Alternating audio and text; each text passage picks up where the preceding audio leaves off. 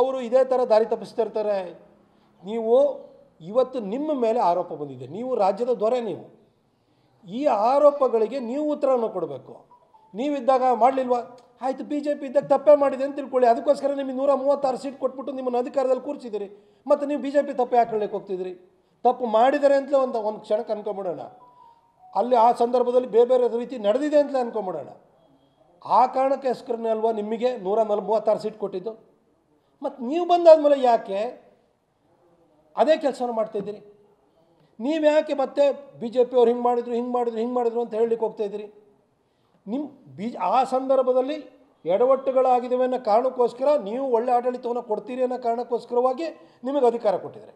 ಅಧಿಕಾರ ಕೊಟ್ಟಿದ್ಮೇಲೆ ಹಿಂದೆ ತೋರಿಸೋದಾದರೆ ನಿಮ್ಮ ನಂತರ ನಾವು ಅಧಿಕಾರಕ್ಕೆ ಬರ್ತೀವಿ. ಅವು ಕಾಂಗ್ರೆಸ್ನವ್ರು ನೀವೇನು ಮಾಡಿದ್ರಿ ಅಂತ ಬರೀ ಪರಸ್ಪರ ಆರೋಪ ದೋಷಾರೋಪದಲ್ಲೇ ಅಥವಾ ನಾವು ಆರೋಪ ಪ್ರತ್ಯಾರೋಪದಲ್ಲೇ ಕಾಲ ಕಳೆಯೋಣ. ದಯವಿಟ್ಟು ಹೇಮಂತ್ ಸೊರೇನು, ಅರವಿಂದ್ ಕೇಜ್ರಿವಾಲ್ ಅಂತಹ ಮಾದರಿಯನ್ನು ಅನುಸರಿಸಬೇಡಿ.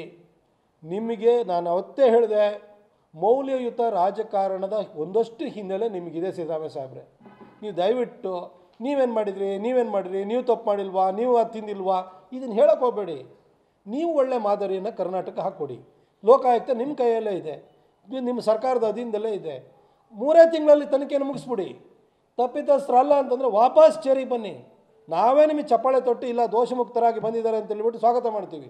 ಆದರೆ ಇವತ್ತು ನೀವು ರಿಸೈನ್ ಮಾಡಲಿಕ್ಕೆ ನಿರಾಕರಿಸ್ತಾ ಮತ್ತೆ ಬಿ ಜೆ ಪಿ ಬಗ್ಗೆ ಇನ್ನೊಂದು ಪಕ್ಷದ ಬಗ್ಗೆ ಬೆರಳು ತೋರಿಸೋಂಥ ಕೆಲಸನ ಮಾಡಬೇಡಿ.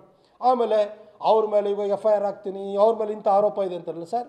ನಿಮ್ಮ ಸರ್ಕಾರ ಬಂದು 1 ವರ್ಷ 5 ತಿಂಗಳಾಯಿತು.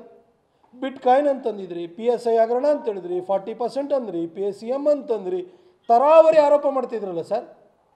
1 ವರ್ಷ 5 ತಿಂಗಳಾದ್ರೂ ಕೂಡ ನಿಮ್ಮ ಸರ್ಕಾರದ ಯೋಗ್ಯತೆಗೆ ಒಂದು ಸಣ್ಣ ಸಾಕ್ಷ್ಯಾಧಾರವನ್ನು ಹುಡುಕೋಕ್ಕಾಗಿಲ್ಲ.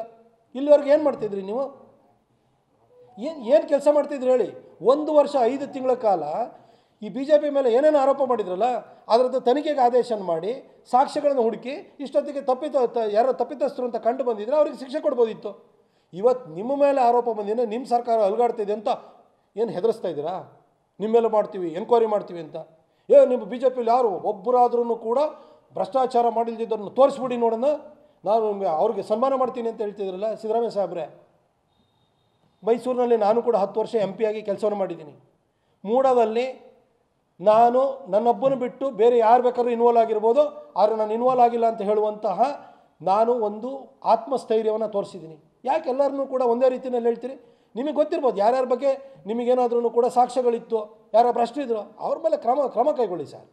ಆದರೆ ಎಲ್ಲರೂ ಕೂಡ ಎಲ್ಲರೂ ಕಳ್ಳರು ಅಂತ ಹೇಳಕ್ಕೆ ಹೋಗಬೇಡಿ.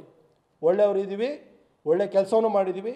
ಮೈಸೂರಿನ ಜನರ ಸೇವೆಯನ್ನು ಮಾಡಿದರೆ ಬೇರೆ ಬೇರೆ ರಾಜ್ಯದಲ್ಲಿ ಬೇರೆ ಬೇರೆನಲ್ಲೂ ಪ್ರಾಮಾಣಿಕವಾಗಿ ಕೆಲಸ ಮಾಡಿದಂಥವ್ರು ಭಾಳಷ್ಟು ಜನ ಇದ್ದಾರೆ.